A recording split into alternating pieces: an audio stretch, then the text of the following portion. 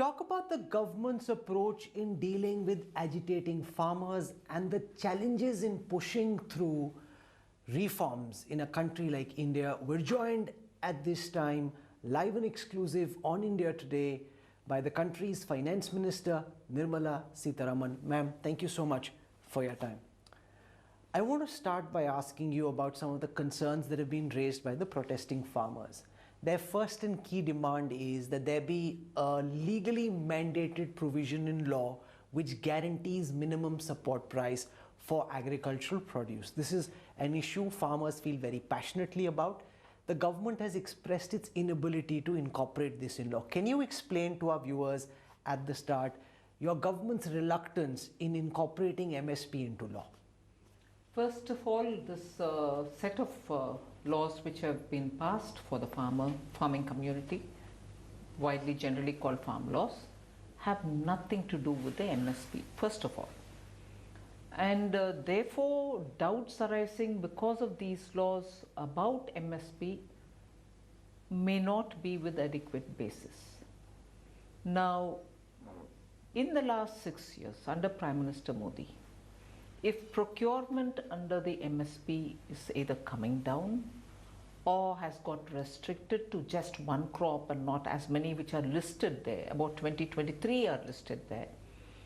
If procurement is not happening or rates are not, fixed regularly or not announced early for the farmers to decide on sowing of the seeds, then any apprehension about the MSP and also its purpose and the actual benefits which may accrue out of it can be questioned. Whereas if you were to compare the last 6 years with any 6 years ever before and recent 6 years before our 6 years, the quantum procured, the price given and the price getting announced well in time before the farmer decides on his sowing of seeds for a particular crop, that is 2 in a year, which is Kharif once and Rabi the next time. And if after that the procurement has not happened adequately, then there is a reason to believe. On the contrary, in each of these categories, government has wheat, paddy, bajra, pulses and many others which are listed. In each one of the category, the price given and also the actual procurement happening has been at least 1.5 times in some more in some crops, like let us say wheat and paddy. Some in between the two, in rice, paddy, it's even been 2.5% more, 2.5 times more. So if all this is standing out to show that our government has not really reneged on any of the MSP related promises, then there will be a reasonable question to ask, no, but we have reasons to believe it's not happening full-heartedly. But on the contrary, we are proving that we are really giving. And what is the difficulty by putting it in the law? These MSPs are determined by the Committee on Agriculture Cost and Production. It meets every time before a crop price has to be announced. You put it in the law and then make it a point and become rigid, then the costing also will become so tight that even if you want a favorable change, it cannot ever happen. And therefore, MSP has always been generously kept up. Governments have honored it. We've honored it lots more, both in terms of procurement, volumes, and also the money which is given to the Kisan. So we think there isn't any connection with the current set of farm laws, one. Two, by hardwiring MSP, you're only making it difficult for even fixation of an MSP rate. Let me ask you a more philosophical question. We currently have a situation where states like Punjab and Haryana are producing way more paddy and wheat than those states need, than even the country needs. And a lot of the food grains, ultimately after it's been purchased by the Food Corporation of India, rots in godowns, which is a cardinal waste. And states like Punjab and Haryana also water deficit. They're growing paddy, water tables are plunging. When we export basmati, we are literally exporting precious Indian water overseas. How does your government hope to reverse this cycle? Encourage crop diversification so that it's not just wheat, and because it's not you, but politicians in the past have created these perverse incentives which now make the farmers so cagey that they're desperate to cling on to that jadi booty of MSP? You know, you're actually shifting the debate to a long-term, very pertinent issue, but which is long-term. You're also shifting the issue to production, meaning that which is grown, and also crop choice, crop pattern, and issues of that nature. Now, these are certainly not, ideally, issues to be dovetailed with the current farm laws and then say, because of this, farm laws are this or that. These are issues which state governments, in consultation with the farmers, will have to overall look at the country, the crop which is being produced, and the requirement of the country, and so on. So we are unnecessarily sometimes linking too many larger but very pertinent issues of the debate to the current farm law related debate, and to an extent possibly even creating a lot more matters for discussion which are pertinent but not in the context of the immediate farm laws. These are relevant and they should be done anyway, and they should be done probably at every state level. Whereas what we have done with the farm laws is on that particular item in the central list, without touching the items which come under the state list or clearly APMC related, we have given an option for the farmers to be able to take his produce outside of the mandi, in case, if required, outside of the state. And therefore what is happening is, when you give an option to the farmer to be able to sell it where he wants, to be able to sell his produce at a price at which he wants, he is unnecessarily being mixed up. We've only confined ourselves to that power which is vested with the center for interstate trading. So I hear what you're saying, and what you're saying is correct, because a lot of other issues are now being getting foisted over the current debate over farm laws. But the reason that is happening is the government brought a set of reforms that it believed were good for the Indian farmers. And the charge against your government, ma'am, is that there wasn't adequate consultation. The kind of pan-India outreach that you're starting now, where ministers, MPs going, talking to farmers. In Parliament, this was pushed through with a 5-hour debate in the Lok Sabha, 7-hour debate in the Rajya Sabha, without being sent to a parliamentary standing committee. Not. So was there adequate pre-bill consultation? Unbelievable that this particular allegation is being levelled against the government. Not just this government. Even the earlier version of Prime Minister Modi's government between 2014 and 19, why that much? Go as far back as 2000, the year 2000, when Atal Bihari Vajpayee was still the Prime Minister of this country. Since then, each of these three that we've passed laws have gone through various different committees, consultations, farmers. Even I was glad to see the Agriculture Ministry putting out through the PIB the number of consultations which have been held, number of farmers who participated in that stakeholders consultation, not just in any one part of the country, but all over the country. So even if today you look at it, the kind of questions, I was very keenly watching Narendra Singh Tomar, Minister, and Minister Piyush Goyal sit and address the media. One of the things that he said is, I've patiently even told them, and they are still telling the same, told the farmers that Khandavar, as they say in parliamentary language, section by section, clause by clause, he is willing to talk to the farmers, and whichever clause in which the farmers may have a problem, he is willing to go back and, if necessary, do any amendments.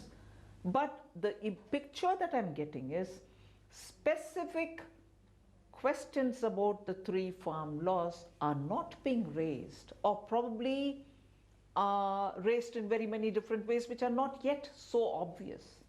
And I'm glad, therefore, over and above the talks, the government has also sent a written collated information, not based on anything that the farmers gave, saying these are the issues on which you may want to have some clarification. Here are we are giving it from our side itself.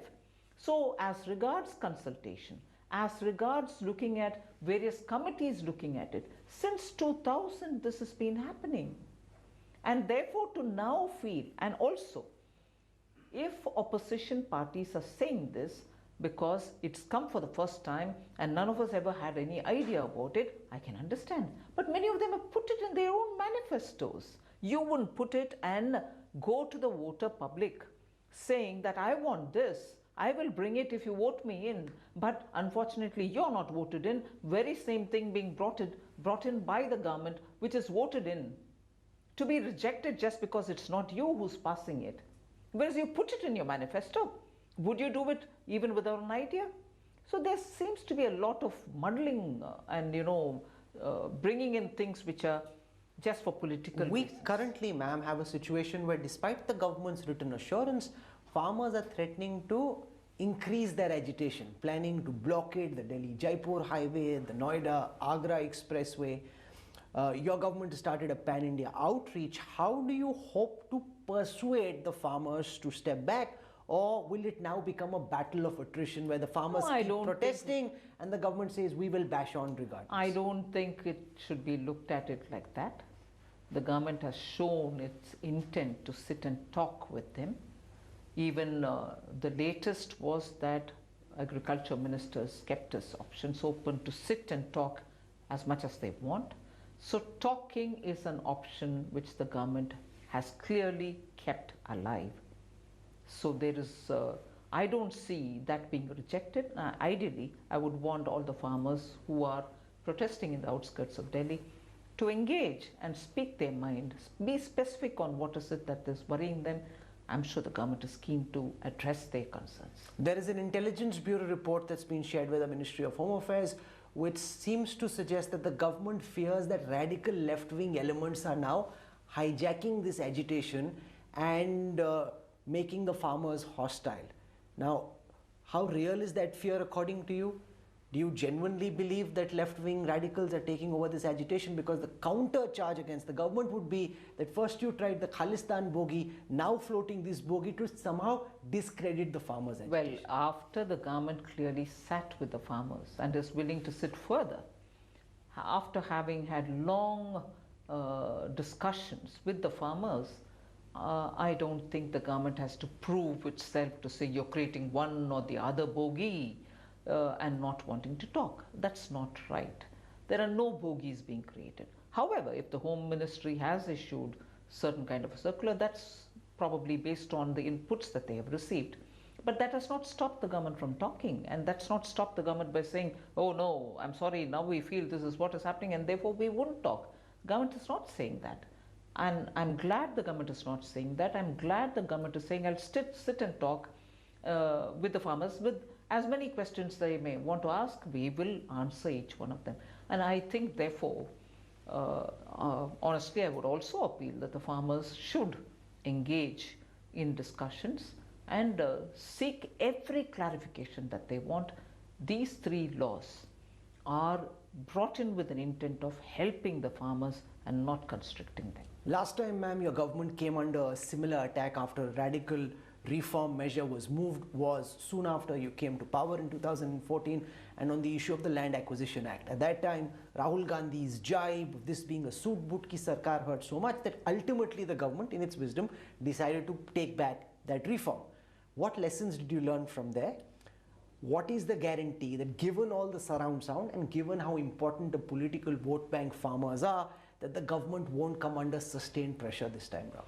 Well, see, the intent of the government is very clear. The laws were explained in both houses of parliament. Well, what happened in the Rajya Sabha before Narendra Singh Tomar could even reply was unfortunate. I wouldn't want to have a blame game done here. But strictly speaking, the allegation cannot be that the government did not answer questions, did not give clarification. Even after passing the laws, we are still sitting and talking with that group of farmers who have reservation in their mind. However, many of the opposition parties, which also now feel so sympathetic to the farmers, which is their right and they can do it, should also do some introspection about how they also agreed with these laws to have it put in their manifestos. Didn't that hurt you at that time? And isn't there an element of hypocrisy now that you seem to be shedding crocodile tears with the farmers? And therefore, the biggest lesson that we like to tell them, and not us, I'm not saying we don't want to learn lessons from any experience. We do learn, and our responses will every time keep maturing. But opposition cannot cover themselves in glory by saying, oh, there are farmers protesting, we are in sympathy with them, without explaining through you all the media that there is a doublespeak. You put it in your manifesto, but today you see an opportunity because there is some protest against the government, bandwagon joins them. That's not acceptable. This restlessness that we are seeing amongst a certain section of farmers, especially in Punjab and Haryana, was also reflected amongst the youth in Bihar, where ultimately you won the election, but there was a undercurrent of young voters because of their inability to find employment because of the pandemic, feeling restless.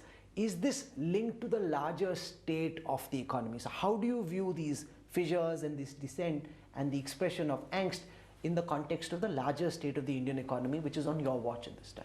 No, but the question is the government, there is a larger issue of the pandemic and pandemic related challenges in the economy.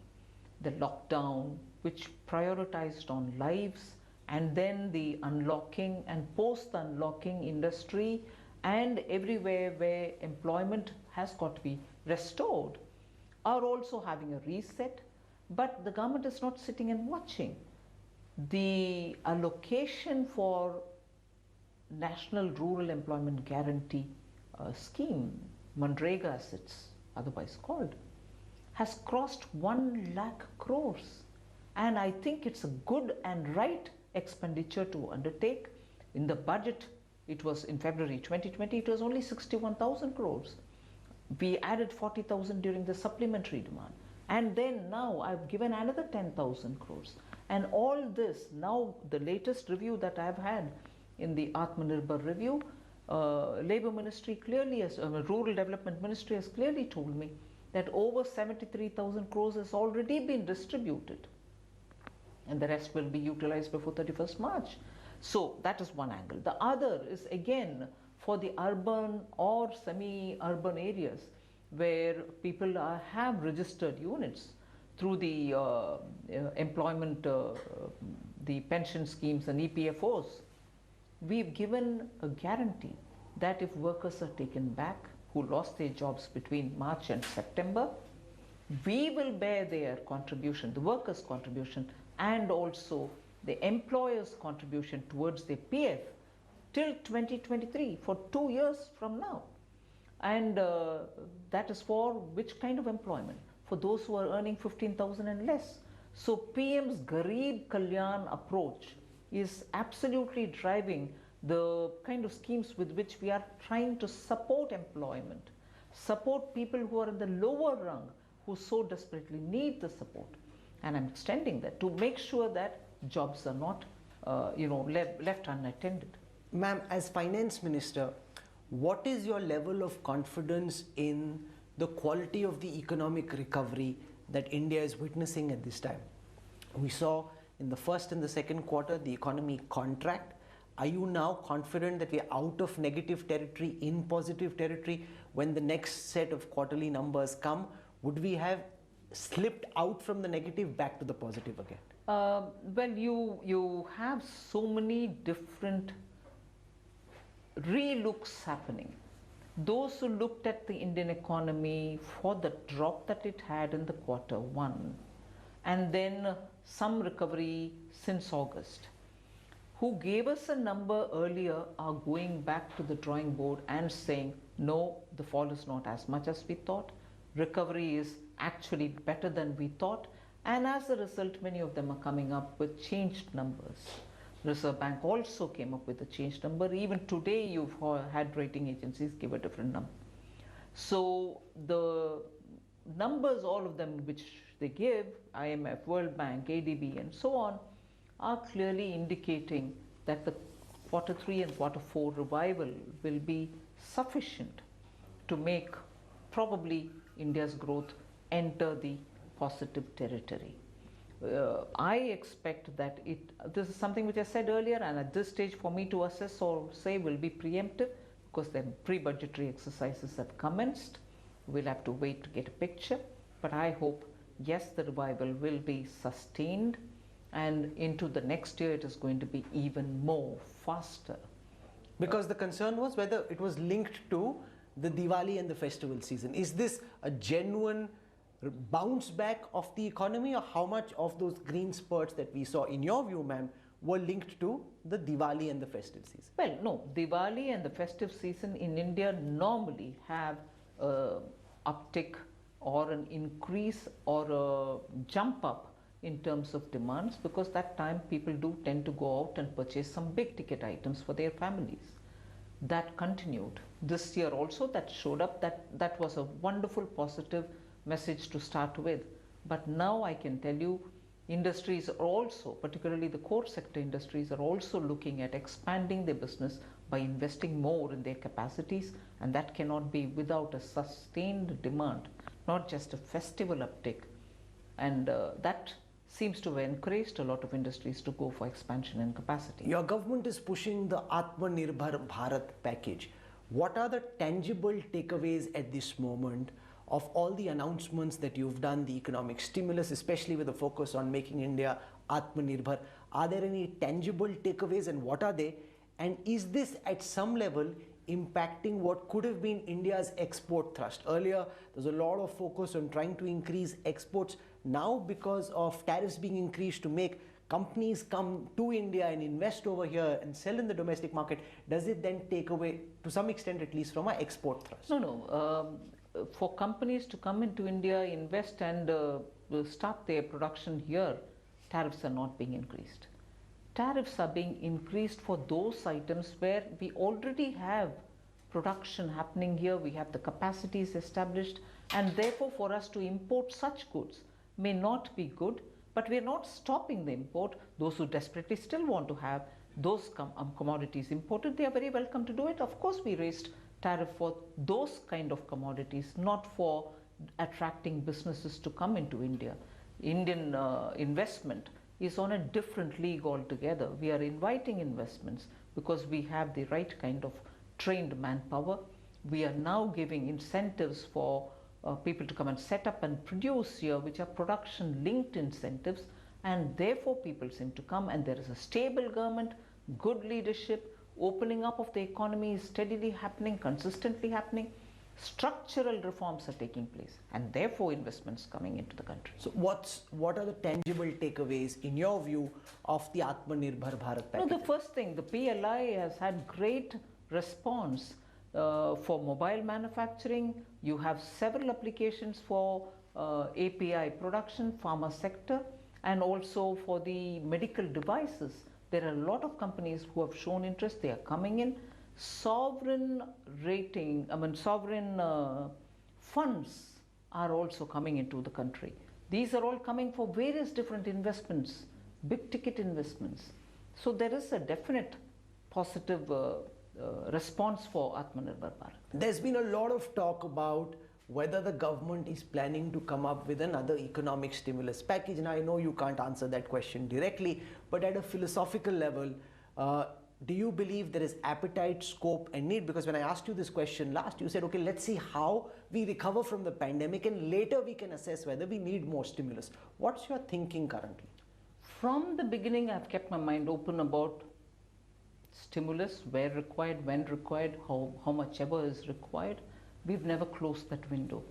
So even as we have announced 3 major packages, I say I will keep watching the economy.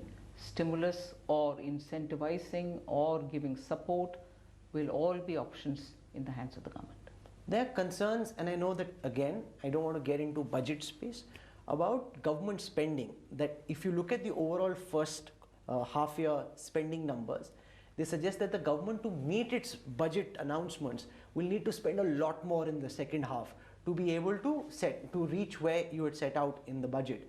What's your sense on public investment in massive projects, which is one of the ways of being able to bounce back out of a recession, where lots of commentary suggests that experts believe the government needs to do more than is being done right now? No, I've clearly conceded the point that if I have to spend, I have to spend on infrastructure, because that has an absolute multiplier effect which is unmatchable. And at this kind of a stage, you need the multiplier to be good, so that for every rupee spent, you get the impact. And therefore, spending on public infrastructure is something which we've kept alive. In fact, our commitment is we shall keep spending, and if I don't spend it now, the recovery is only going to be delayed. So I'm all open and ready, and I'm already committing myself to a lot of expenditure on infrastructure building. I want to draw you on the question of the urban poor. When the pandemic struck and urban migrants had to go back to their villages, one of the things we realized was we didn't have an adequate database to track who these migrants were, and therefore target benefits to them. Now attempts are being made to draw up those databases. Is there thinking in government to try and ensure, because a lot of the packages have targeted different sections, but what happens to the urban poor? How do you intend to deal with that challenge? Well, urban poor are also part of the various packages that we've announced. We may not have used that expression, but they were not excluded. And even as we announced even a fair accommodation for them, affordable accommodation for them, rental accommodation for them, they were meant for urban poor. And therefore, they've not been excluded at all. And when we are transferring cash, which we did in the first leg of Pradhan Mantri Garib Kalyan, it included Jan Dhan account holders. Jan Dhan account holders are not just in the rural areas, they're also in urban areas. You know, I announced on social media when I was coming here that I'll be meeting you and interviewing you, and if people had questions, I wanted to see what was in people's mind. And the one question that everyone said you must ask the finance minister is about petrol and diesel prices. They're saying, you know, we're about to hit a century, and you know, there's all kinds of memes. I'm sure you've seen some of that. What's your thinking? Because people are now beginning to wonder whether petrol and diesel will keep rising. The government needs that revenue, but now your voters, the viewers at this time, are beginning also, ma'am, to feel the pinch. Well, petrol and diesel are items, one, they are deregulated. Two, taxation on these items are not just the central government taxation, they are also state government taxation. So yes, the taxation both by the center and the state may add to the price much higher than the refining cost. First you import, then you refine, the refining adds a cost, and then you have taxation. So obviously, post the refining cost, the taxation adds to the price of the product. It's not therefore just the central government, it's also the state, both put together add to the tax burden on the consumer. I understand that. There's a big debate at this moment about the RBI suggestion that let's look at corporates and coming into the banking sector. How do you view this debate about whether it's safe to allow big corporates with presence across multiple sectors to have banking licenses? Well, I don't know whether even the RBI in today's context has taken a position on an internal working paper. And then if there is a position taken and therefore approaching the government, for me to take a call on it. However, an approach to companies holding banks or NBFCs being given a license for running banks is not new to this country. In between, sometime in the last 15 years, NBFCs have been given banking licenses, and that is not under this governor, governors earlier. So this debate is not something which is new, not just the debate. Acting on it is also not new. Reserve Bank had given license to NBFCs earlier to become banks. So these are the realities of this debate.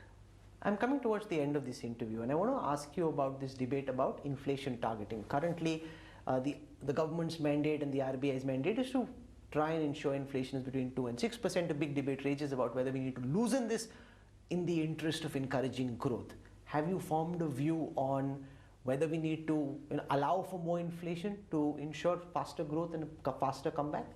Well, if you look at it, even during the lockdown, when there were severe supply constraints, inflation was kept under control. In the recent couple of weeks, and let's say a month or two, when food prices went up, it's also the seasonal price which is getting influenced because of in between the crop kind of a situation, be it the onions, be it the potato, yes.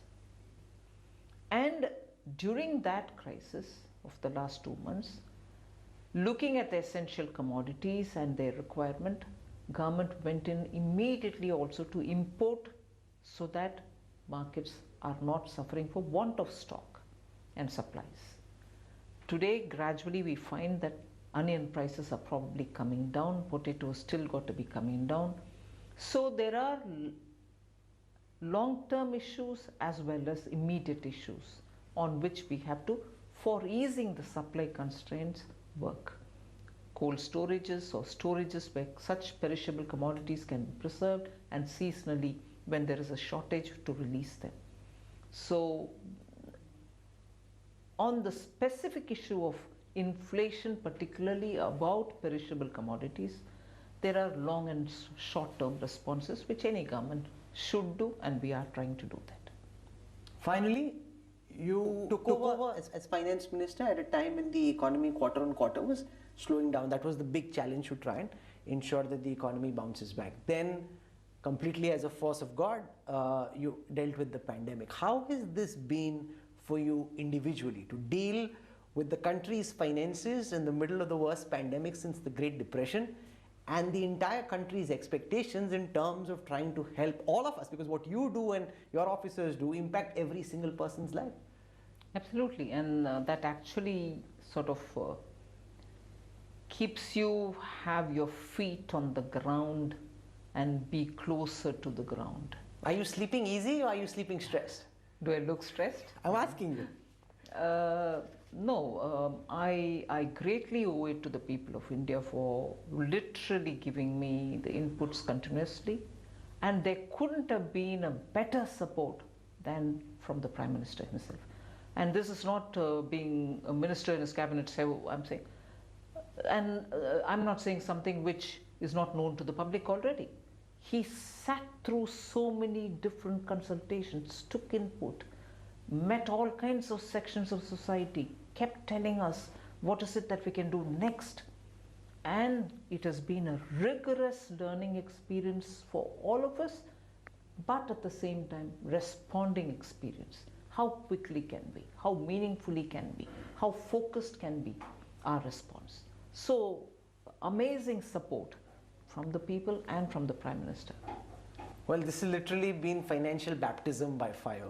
We hope we emerge stronger, because that will really determine the mood all across the country. I thank you for your time, and I wish you all the best. You have a few very busy weeks coming up. That's right. With the budget, and everyone will be looking forward to that. So thank you very much, Nirmala Sitharaman ji, for your time. Thank you. Thank you, Rahul. Thank you.